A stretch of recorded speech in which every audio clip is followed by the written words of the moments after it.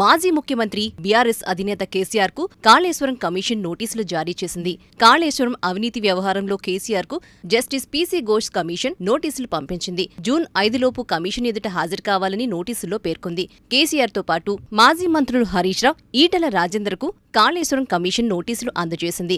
కాంగ్రెస్ ప్రభుత్వం అధికారంలోకి వచ్చిన వెంటనే కాళేశ్వరం నిర్మాణం వ్యవహారంలో నిజాన్ని నిగ్గు తేల్చాల్సిందిగా జస్టిస్ పీసీ ఘోష్ అధ్యక్షతన కమిషన్ను ఏర్పాటు చేసింది. దాదాపు ఏడాదిన్నరగా కమిషన్ విచారణ కొనసాగుతోంది. ప్రస్తుతం కమిషన్ విచారణ కీలక దశకు చేరింది. కాళేశ్వరం ప్రాజెక్టు అవకతవకలపై మాజీ ముఖ్యమంత్రి KCR, BJP MP Etela Rajender, BRS MLA Harish రావులకు నోటీసులు జారీ చేసింది. జూన్ 5న విచారణకు హాజరు కావాలని ఆదేశిస్తూ కేసీఆర్ కు గడువు విధించింది. అదేవిధంగా అప్పటి ఇరిగేషన్ మంత్రి హరీష్ రావును జూన్ 6న ఆర్థిక శాఖ మంత్రి ఈటెల రాజేందర్ను 9న విచారణకు రావాలని నోటీసులు ఇచ్చింది. ఇప్పటికే ప్రాజెక్ట్ ఇంజనీర్లు, కీలక అధికారులు, కాంట్రాక్టర్లను ప్రశ్నించిన పీసీ ఘోష్ కమిషన్ తాజాగా మాజీ CM KCR, BJP MP Etela Rajender, BRS MLA Harish రావులకు నోటీసులు జారీ చేసింది. ఈ సమన్లకు రిప్లై ఇచ్చేందుకు 15 రోజులు గడువిచ్చారు.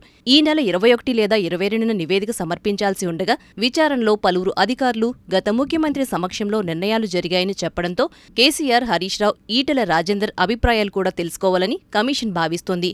ఈ మేరకు వారికి నోటీసులు జారీ చేసింది.